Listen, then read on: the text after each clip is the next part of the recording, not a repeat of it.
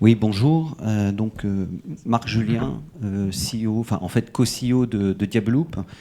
En fait, ce qu'on va faire, c'est qu'on va d'abord commencer par se présenter chacun pendant 3 minutes, hein, et ce qu'on fait chacun. Nous, chez Diabloop, en fait, on fait un truc que vous n'avez pas décrit. C'est-à-dire que on fait de l'intelligence artificielle, mais en fait thérapeutique. C'est-à-dire que on récupère des données du patient, on calcule automatiquement la quantité d'insuline, puisqu'on travaille sur les diabétiques de type 1, on calcule automatiquement la quantité d'insuline dont le patient a besoin, et sans intervention de l'homme, on donne l'ordre à la pompe à insuline de délivrer cette insuline. C'est-à-dire que ce qui avant était un choix, une décision qui était faite par un patient, aujourd'hui, elle est faite automatiquement par une intelligence artificielle qui, évidemment, a été validée par des essais cliniques, et on a commencé depuis 2011. Donc voilà, évidemment qu'on est passé sous les fourches codines de la réglementation, et évidemment qu'on continue régulièrement à vérifier que nos algorithmes fonctionnent, et non seulement sur des essais cliniques en vie réelle, mais aussi sur des essais cliniques en simulateur, puisqu'on a évidemment développé en interne un certain nombre de simulateurs qui permettent de valider, avant même de commencer des essais cliniques sur des patients, de valider que les systèmes fonctionnent bien. Alors je voulais revenir aussi sur le commentaire que vous faisiez tout à l'heure, monsieur, sur l'implication des médecins. Alors, nous, notre algorithme, il fait exactement ce que vous dites. C'est-à-dire qu'il y a une première partie dans notre algorithme qui, alors en dehors du fait qu'il y a une sécurité pour pas que les patients fassent des hypoglycémies, il y a un premier algorithme qui travaille à partir de bases et d'équations physiologiques du diabète, hein, liées à l'absorption du glucose et de l'implication de l'insuline. Et ça, c'est une boîte noire où on a un peu de mal à expliquer comment ça fonctionne dedans. Nos ingénieurs, ils savent pas trop bien, et donc on fige l'algorithme pour qu'on puisse passer la réglementation. Mais on sait, et comme vous l'avez très bien dit, on sait que de temps en temps, l'intelligence artificielle se plante, et dans les grandes largeurs. Et donc, on a en fait un superviseur qui est capable de savoir si l'intelligence artificielle se trompe ou pas. Je peux pas rentrer là dans les détails, mais en fait, on a un brevet qui nous permet qui a breveté un système qui, en fait, évalue en continu la réponse de l'intelligence artificielle et qui dit ça marche pas, en fait. Et quand ça marche pas, parce que des fois ça marche pas, quand ça marche pas, en fait, on descend dans un espèce d'arbre de décision qui a été pris, un système expert classique qui a été pris en fait en discussion avec les patients et les médecins, et on leur a dit ben voilà, quand vous avez une décision à prendre, qu'est-ce que vous faites? Et donc on leur a demandé l'algorithme, en fait, parce qu'on dit des algorithmes, c'est pas seulement informatique, hein. En médical, on connaît bien, il y a des algorithmes papier, et en fait on déroule l'algorithme papier. Alors évidemment, c'est un algorithme qui est un peu plus frustre, mais plus robuste dans des situations compliquées. Et ensuite après on donne en fait l'ordre à la pompe insuline de délivrer cette insuline. Alors ce qu'on fait en plus, c'est qu'on a des boucles d'auto-learning, alors pas à l'intérieur de l'algorithme proprement parlé, mais sur les paramètres qui vont rentrer dans l'algorithme. Et en fait, le système apprend automatiquement comment est-ce que le patient réagit à la délivrance de l'insuline. Et en fonction de cette réaction, on sait ajuster les paramètres, qui d'agressivité, qui de ratio repas, en fait, pour que l'algorithme s'adapte au mieux et au plus précis à la problématique et aux enjeux du patient en particulier. Donc par exemple, on est capable de déterminer en fait que le patient a une vie très active pendant 5 jours, et puis pendant 2 jours, c'est le week-end. Et donc les paramètres qui vont régir l'algorithme doivent être différents et doivent être adaptés. L'autre, c'est évidemment, vous parliez du biais des algorithmes. Nous, il se trouve que le genre a un impact sur la façon dont l'insuline est absorbée par le corps. Évidemment, les cycles menstruels de la femme a un impact très fort sur la façon dont l'insuline est absorbée. Et donc, là aussi, on inclut ça et on est capable de le détecter. Voilà, donc nous, on en est en fait à un marquage CE. Donc, on a le marquage CE de notre dispositif qui a été fait en 2018, et on est en pleine discussion avec les autorités françaises et allemandes pour pouvoir se faire prendre en charge en fait notre solution. Je te laisse te présenter, oui. Arnaud. Merci. Et félicitations pour votre grosse levée de fonds, et puis voilà, vous êtes quand même dans le high-end, parce que c'est du thérapeutique, c'est du classe 2B3, enfin c'est du lourd. Et voilà, on sait que le chemin est long. Donc moi je je me sens bien parce que j'ai l'impression qu'il y a beaucoup de médecins et de spécialistes d'ingénierie des connaissances dans la salle. Donc moi, je suis cardiologue électrophysiologiste, c'est-à-dire au sein des cardiologues spécialistes des troubles du rythme cardiaque. Je fais partie de ces gens qui implantent des pacemakers ou des défibrillateurs implantables aux patients, qui sont donc des dispositifs aussi classe 3 assez évolués. Et d'ailleurs, on ne se pose pas spécialement la question tous les jours de savoir si le pacemaker suit les directives des humains, parce que juste il est autonome, donc on a un peu la même situation, et ça fait quand même une quarantaine d'années.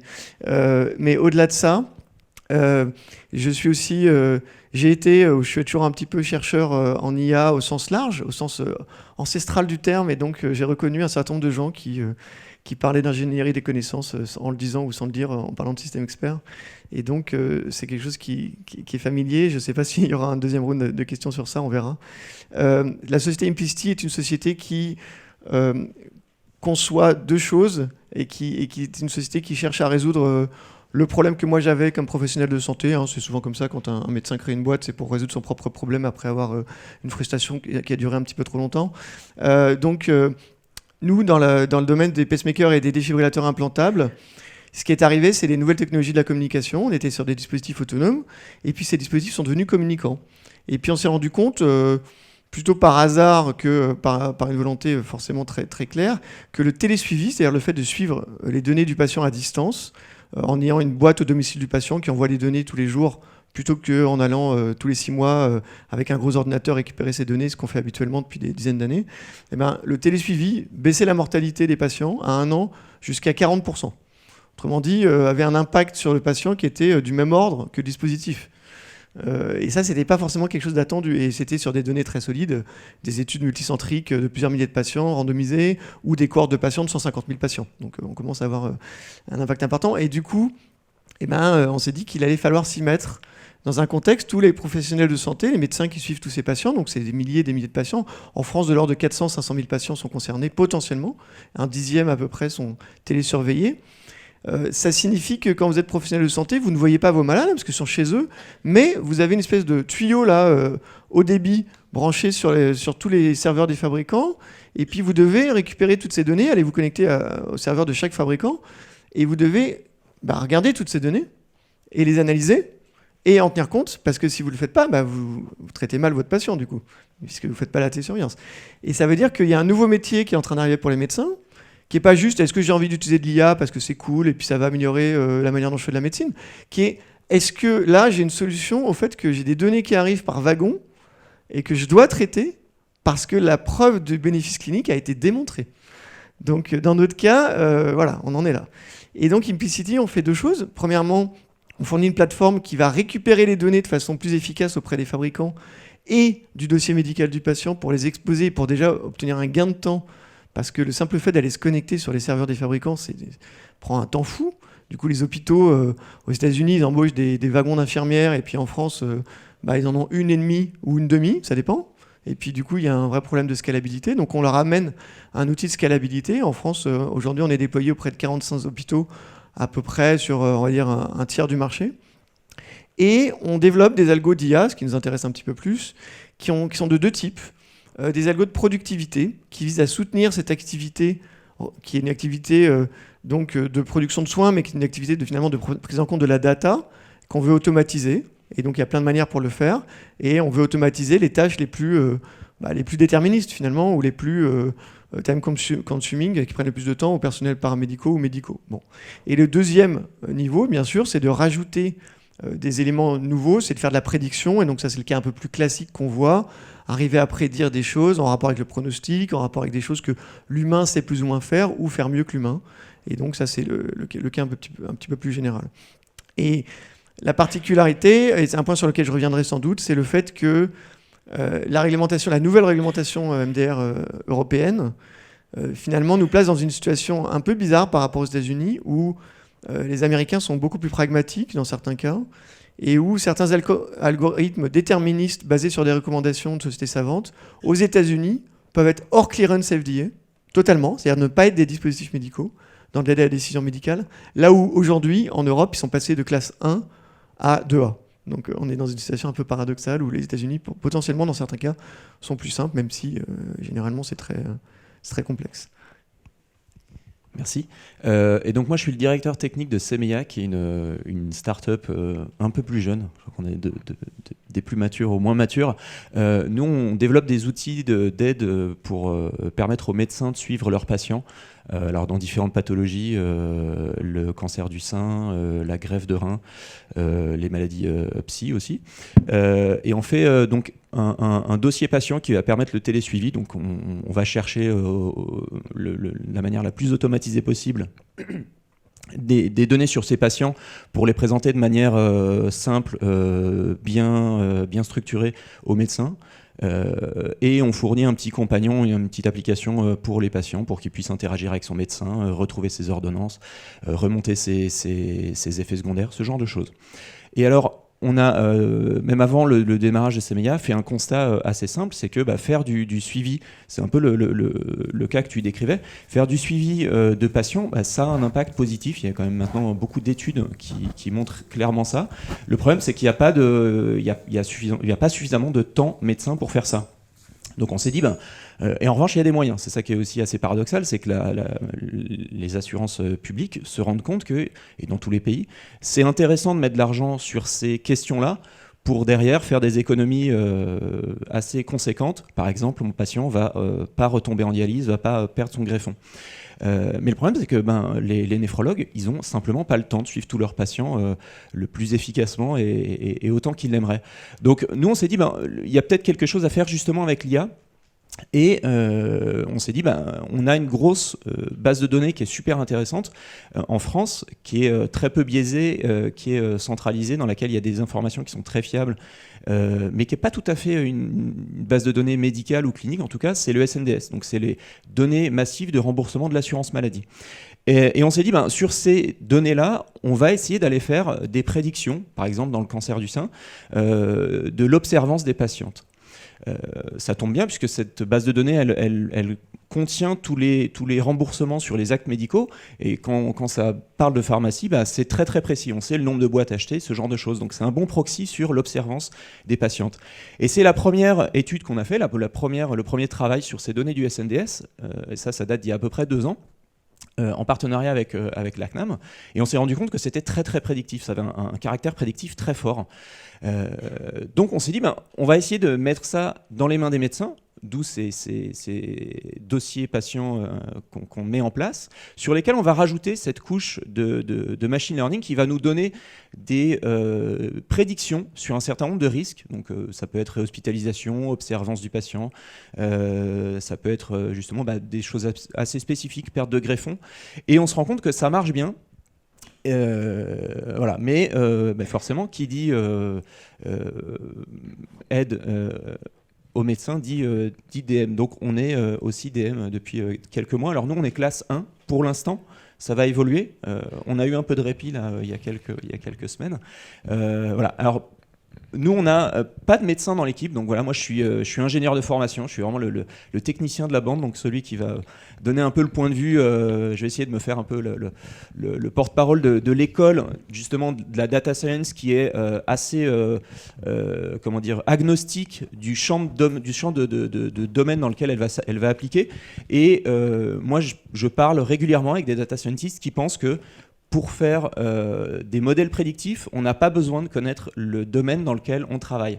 Alors moi, j'ai une position assez mitigée là-dessus. Hein. Je suis plus tempéré que ça. Mais voilà, il faut savoir qu'aujourd'hui, il y a toute une école de data scientists, notamment dans la Silicon Valley, qui se dit, moi, peu importe si je dois prédire des ventes de vélos ou des rechutes, c'est la même chose. J'ai des données, j'applique des modèles et je vais prédire ou classifier des patients. Alors, je vais rebondir sur ce que tu disais. Donc, vous êtes un dispositif avec une classe relativement faible, humble. Néanmoins, comment est-ce que vous avez anticipé ou pas, ou est-ce que, par exemple, vous avez suivi les bonnes pratiques qui ont été énoncées là tout à l'heure, ou comment est-ce que vous êtes organisé pour pouvoir évaluer évidemment la classe dans laquelle vous étiez, et puis pour s'assurer que vous respectiez bien cet environnement-là réglementaire? Dans le passé ou ce qui nous dans le passé, et puis maintenant pour le futur. Ouais, alors depuis toujours, on avait des méthodes de développement logiciel assez rigoureuses parce qu'on savait qu'on était dans le domaine de la santé, donc on s'est nous-mêmes motivés pour faire les choses très bien, vraiment à l'état de l'art. Et puis on s'est fait accompagner assez tôt par des experts de cabinet. Et petit à petit, en fait, on s'est rendu compte que ce qu'on avait mis en place était en général suffisant. C'était d'ailleurs assez surprenant parce qu'effectivement, dès qu'on a commencé à parler d'intelligence artificielle, l'expert nous a tout de suite arrêté en nous disant de toute façon, là-dessus, personne ne sait faire, les organismes notifiés ne savent pas. Donc, de toute façon, il n'y avait pas d'enjeu. Mais même, il n'y a pas de normes, il y a des gens qui sont en train il y a des groupes de réflexion qui se mettent en place. Mais pour l'instant, il y a aucune recommandation sur ce que vous devez faire si vous utilisez de l'IA. Alors nous, on fait du machine learning, on fait du deep learning, donc on a déjà ces questions-là, les questions d'explicabilité notamment et de robustesse des algos avec les médecins. C'est-à-dire qu'on n'a pas de médecins dans l'équipe, mais en revanche, dès le début, dès la conception de ce qu'on allait faire, on a mis dans la boucle des médecins, on a construit les outils avec des médecins. Et très régulièrement, on confronte nos résultats, nos découvertes avec leurs connaissances. Et c'est là où je rejoins ce que le monsieur disait tout à l'heure sur le fait que, OK, il y a les données, mais il y a besoin de l'expertise des médecins, notamment effectivement dans la labellisation, par exemple, donc l'annotation des données. Nous, par exemple, savoir dans un parcours d'un patient, quand on regarde son remboursement, alors ce qui est très intéressant par rapport à de l'imagerie ou à ce qu'on a comme données habituellement, c'est que le parcours, il y a une donnée temporelle qui est très importante, mais qui est très difficile à capturer parce qu'elle a des fluctuations ou du bruit qui peut être assez important. Et donc nous, on analyse tout ça avec nos méthodes statistiques, parce que le machine learning, c'est des statistiques. Et après, on va discuter avec les médecins, avec les oncologues qui nous disent, qui vont valider ou invalider ce qu'on découvre. Par exemple, ces patientes qui prennent régulièrement des traitements type traitement de la thyroïde ont beaucoup moins de problèmes d'observance que les autres. C'est étonnant. Qu'est-ce qui peut expliquer ça ? Oui, effectivement, c'est quelque chose qu'on a déjà observé et en discutant avec les patientes et avec les médecins, on se rend compte que simplement l'habitude de prendre un traitement quotidien va réduire les problèmes d'observance. Donc voilà, des fois on en arrive à retrouver effectivement des choses qui sont empiriquement intuitées par les médecins, mais qui vont être validées par ce qu'on va lire des données. Et toi, Arnaud, chez vous, évidemment, c'est une classe qui est un petit peu plus élevée. Alors moi, j'avais une première question. D'abord, c'est comment vous étiez organisé au départ, et puis avec la nouvelle réglementation qui arrive, quel impact ça a pour toi.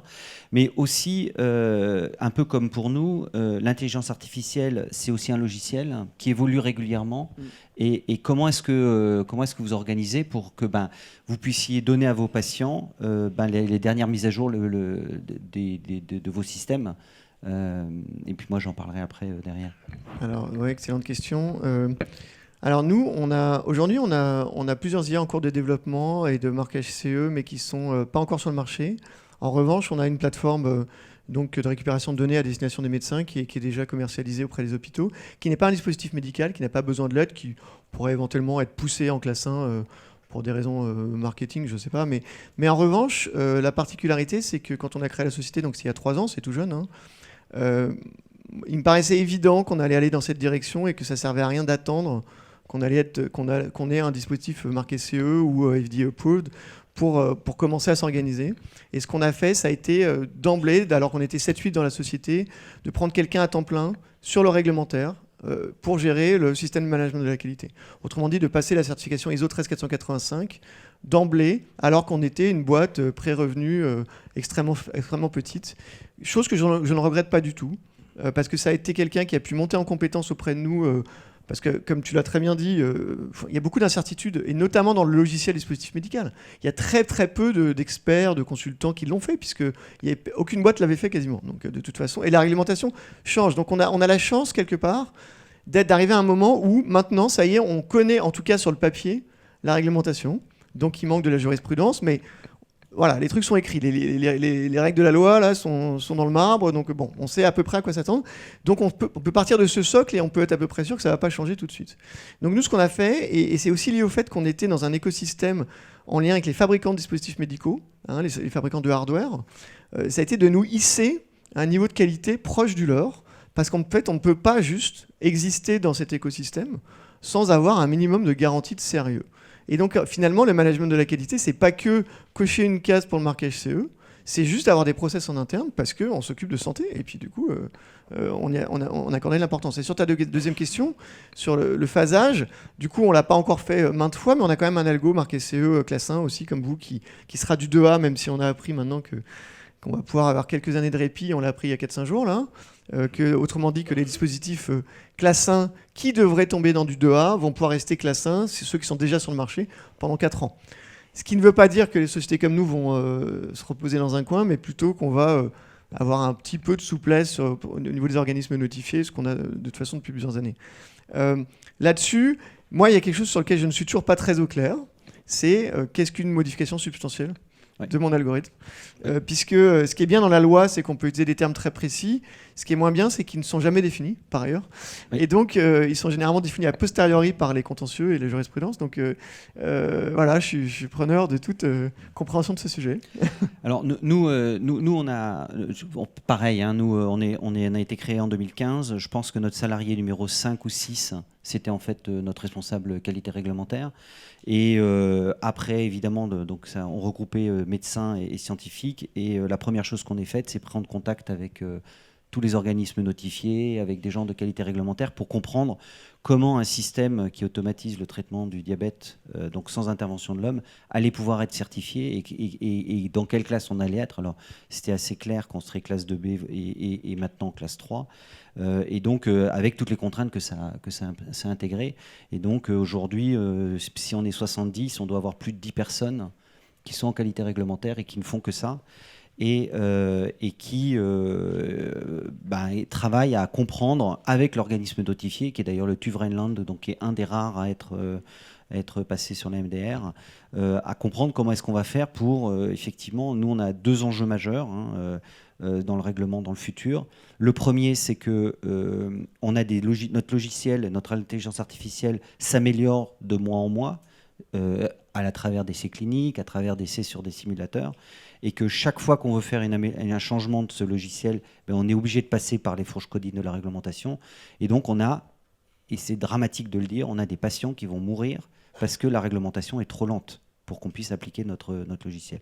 Le deuxième sujet, qui est évidemment un sujet bien plus large, qui est la non-réplicabilité des algorithmes, et comment est-ce que en Europe, on va couvrir et on va réglementer ces outils, parce qu'il ne faut pas se cacher, il ne faut pas rêver, il ne faut pas se mettre un bandeau sur les yeux. Les Chinois, les Asiatiques, les pays du Maghreb, voire le pays du Moyen-Orient, voire les Israéliens, ils vont avancer, ils vont se faire des règles, ils vont mettre en place des outils qu'on va devoir et qu'on aura qui viendront sur les marchés européens, et on ne saura pas comment les évaluer, et on ne saura pas comment les apprécier. Et donc si on ne fait pas dès aujourd'hui une appréciation de ces outils, et on se met pas déjà en ordre de marche pour pouvoir le faire, c'est clair qu'on fera encore subir de la technologie développée par ailleurs. Et donc moi, ça m'amène à la question suivante, qui est la question de l'internationalisation. C'est-à-dire que, évidemment, comme vous l'avez très bien dit, hein, chaque pays et chaque zone géographique a son mécanisme de réglementaire. Alors moi, je suis assez peu d'accord avec ce que vous avez dit. C'est-à-dire que nous, dans notre métier, le TÜV Rheinland, enfin les organismes notifiés en Europe, ils mettent entre 6 mois, 1 an et demi à donner un certificat. Aux États-Unis, mes concurrents, ils ont leur certificat au bout de 3 mois.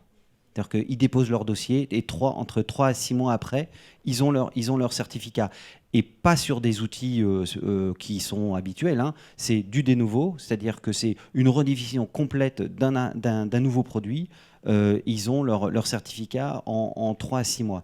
Et l'autre enjeu, évidemment, c'est que le lendemain de leur certificat, ils peuvent commercialiser et ils sont en train de faire du chiffre d'affaires.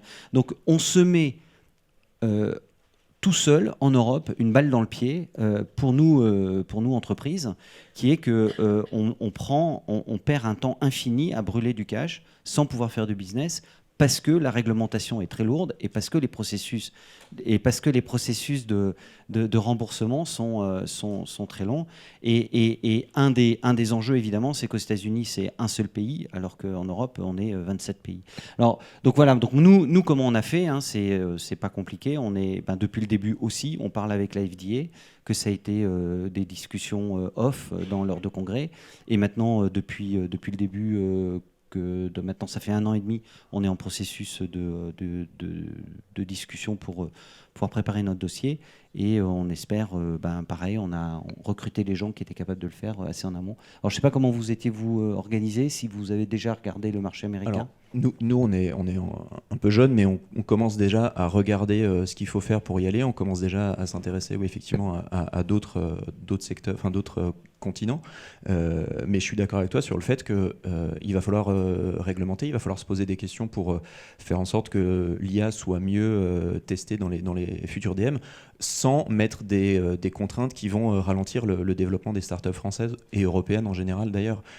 Mais ça d'ailleurs, moi j'ai au-delà des lenteurs un peu bureaucratiques, si on schématise, bon, j'aime pas trop schématiser comme ça, mais françaises ou européennes, je ne sais pas si c'est le seul frein ou le frein principal. Est-ce que, à votre avis, là je me tourne vers vous deux ou vers la salle, est-ce qu'il n'y a pas aussi une méfiance, alors des patients ou des médecins ou des deux, sur justement l'apport de l'intelligence artificielle, ou en tout cas du machine learning, qui ferait que j'ose pas l'utiliser parce que justement comment je vais moi être jugé si je suis pas les recommandations de l'IA, ou alors je comprends pas ce que me dit l'IA, je comprends pas pourquoi le système me dit ça, parce que très concrètement pour moi l'IA, faut vraiment le voir comme un outil qui devrait pas être plus effrayant qu'un tensiomètre. Concrètement un tensiomètre, moi je sais pas comment ça marche dedans, je sais pas quelles données, quels algorithmes vont être utilisés pour m'afficher la pression, et pour autant je l'utilise tous les jours en tant que médecin, sans avoir peur, parce que je fais confiance aux organismes qui ont réglementé ça. Alors moi je vais te répondre sur le point des patients et l'intelligence artificielle. Alors nous dans le diabète, il se trouve qu'il y a des gens qui ont développé du DIY. C'est-à-dire qu'ils ont développé en open source des solutions d'intelligence artificielle et parce que les patients, et il y a même un groupe de patients qui s'appelle We Are Not Waiting, donc on n'attend pas que les industriels, le réglementateur et les payeurs prennent en charge les systèmes. Ils se développent leur propre intelligence artificielle, donc qui n'est pas réglementée, qui n'est pas optimisée, sur des téléphones qui ne sont pas des terminaux dédiés, donc avec tous les enjeux de cybersécurité qu'on peut voir. Et aujourd'hui, c'est pas un phénomène anodin. C'est-à-dire que typiquement, par exemple, en Allemagne, vous avez plus de 1000 à 1500 patients qui sont aujourd'hui sur des systèmes de DIY. Avec, évidemment, pour pouvoir fonctionner, ils ont piraté leur pompe, ils ont piraté leur lecteur de glycémie. Donc les patients, ils n'ont pas peur. Je veux dire, les patients, ils n'ont pas peur. Et les médecins qui les accompagnent n'ont pas peur aussi. Ils voient l'avantage majeur de transformation radicale de leur vie lorsqu'ils ont ces systèmes-là. Alors, il nous reste 5 minutes. Juste, oui, vas-y. En 2 secondes sur ça. Oui. Bon, sur l'international, juste un petit élément. À titre assez curieux, il y a tout ce qui était autrefois système expert, tout ce qui était règles logiques et système d'aide à la décision assez déterministe et basé sur les guidelines, sur les recommandations des sociétés savantes. Aujourd'hui, c'est potentiellement dans la nouvelle doctrine de la FDA, hors clearance FDA. Et donc ça, alors qu'en Europe, c'est du 2A. Ça veut dire qu'un algorithme qui va juste prendre une donnée du dossier médical et vérifier si le patient, il y a un truc très grave, mais de façon automatique. Aujourd'hui, en Europe, c'est un développement marquage CE, alors qu'aux États-Unis, il n'y a même pas besoin d'aller voir la FDA. Donc ça, moi, je pense qu'il y a un bénéfice à faire ça. Et pour rebondir là-dessus, par rapport à tout ce qui est confiance, moi, en tant que médecin, je ne vois pas de réticence des médecins. Les médecins, c'est des outils, ils sont capables d'utiliser des nouveaux outils, ils font ça tout le temps, y compris sur des outils hardware, des choses très compliquées, y compris sur des choses invasives. Aujourd'hui, ce qui tue les malades, c'est ce qu'on ne fait pas. Hein, c'est pas ce qu'on fait mal ou ce qu'on fait pas assez bien. Entre autres, ce qu'on fait pas. Et la réglementation, moi ça me fait un peu mal de le dire parce que j'aime bien la réglementation, je trouve ça utile.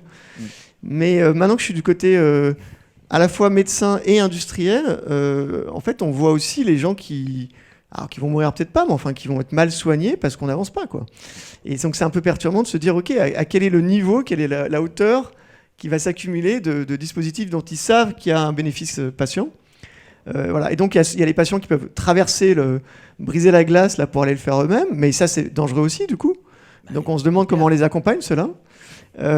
C'est un petit peu... Voilà. Alors moi je suis nuancé sur le côté adoption par le patient parce que voilà, je suis médecin donc je suis biaisé.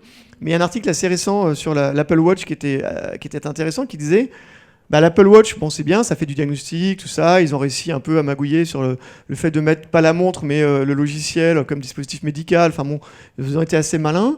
Mais au-delà de ça, est-ce qu'on évalue le patient qui s'auto-diagnostique et qui va pas voir son médecin ? Bah non. Et du coup, le pronostic, voilà, faut peut-être se poser la question de comment ça s'organise tout ça. Donc je pense qu'il faut rassembler un peu les deux.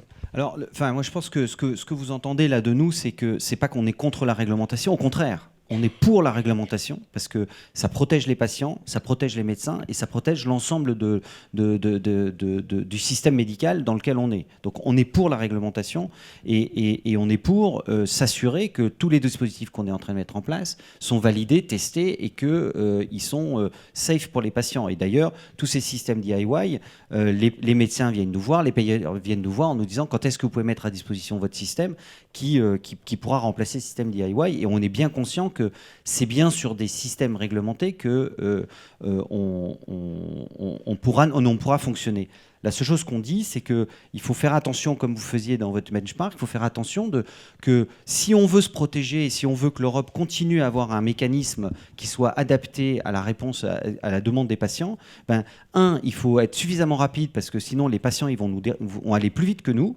Et il y a d'autres industries comme ça qui se sont fait complètement déborder et il faut s'en souvenir.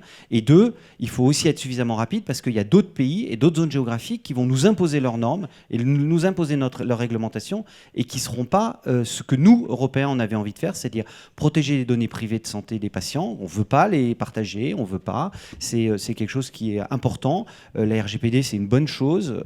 On veut des réglementations qui protègent l'ensemble du système de soins. Mais pour ça, il faut que ça soit des réglementations qui soient suffisamment souples et rapides. Alors, on a 3-4 minutes, je crois, pour 2 ou 3 questions si elles brûlent. Sinon, on vous verra après. Alors, une question. Allez. Oui, là-bas.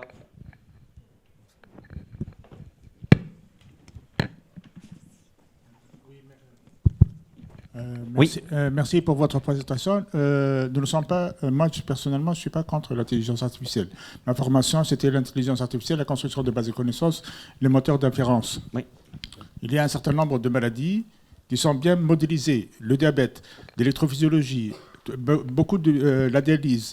Et effectivement, les machines, elles peuvent le faire parce que le processus physiologique est bien connu, il est facile à modéliser, il est bien facile à mettre en application et qu'il y a assez de recul depuis le temps que ça a été mis en place et c'est très utile. Et tout ce qu'apporte l'automatisation médicale est très apprécié et ça aide et ça allège et ce n'est pas l'intelligence artificielle. C'est Moi, j'ai peur de le mot intelligence artificielle parce que c'est utilisé à tort et à travers. Je vais le dire 2 secondes pourquoi. L'intelligence artificielle, d'abord, ce n'est pas seulement les data-driven qui est la seule source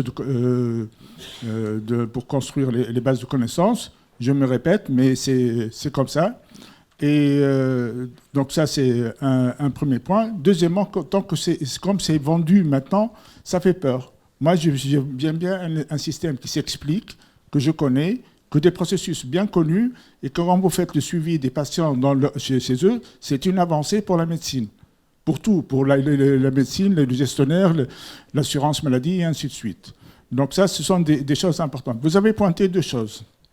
Vous avez pointé qu'il y a une lenteur de la réglementation et tout ça. Lenteur, c'est un manque de professionnels derrière pour évaluer assez rapidement et pour mettre à disposition des industriels. C'est légitime ce que vous dites. Les industriels en Europe ont besoin de... Donc il faudrait axer et pallier à cet aspect. Donc aspect de professionnel derrière. Ensuite, la question de la réglementation. Elle est fondamentale. Et on peut se prévaloir ici en Europe que ça existe. Parce que moi, j'ai peur d'Apple Watch. Je n'achète pas des trucs monitoring. Vous savez pourquoi? Parce que je ne sais pas où vont me donner, qu'est-ce qui va être fait, parce qu'il y a tout un aspect éthique, personnel, et tout ça que je n'ai pas envie de partager. Et que l'approche marchande, elle ne tient pas compte de cela. Nous avons une approche de santé éthique, de santé citoyenne, et les industriels en Europe, je pense qu'ils seront plus crédibles, et tout le monde, même au-delà de l'Europe, enfin certains pays, sont en train de s'aligner sur la façon de faire en Europe. Est-ce que vous avez une question, monsieur? Vous aviez une question? Non. Non, c'était un commentaire par rapport à ce que vous avez évoqué pour que ce soit un peu dissipé des malentendus. Sur vos deux points, on ne peut être que d'accord. Et d'ailleurs, c'est plus que du personnel, à mon avis, qu'il faut, c'est des compétences. C'est-à-dire que je pense que l'enjeu réglementaire, c'est pas qu'un enjeu de personnes, c'est un enjeu de compétences. Et nous, on était allé voir en particulier TÜV Rheinland parce qu'ils avaient cette compétence sur les intelligences artificielles. Sur la priorité, sur la protection des données de santé, monsieur, vous avez absolument raison.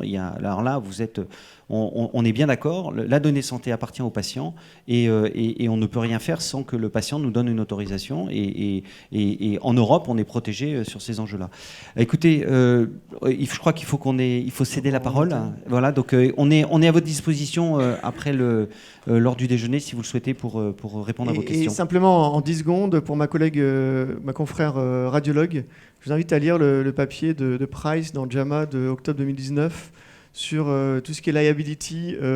Qu'est-ce qui se passe quand un médecin refuse de faire ce que l'IA lui a suggéré? C'est très théorique comme papier, mais il a l'air de dire que ça dépend si c'est conforme ou pas aux réglementations. Enfin, aux recommandations des sociétés savantes. Et donc, il y a deux cas. Enfin, allez voir ce papier qui est assez synthétique. Voilà, merci beaucoup. Merci.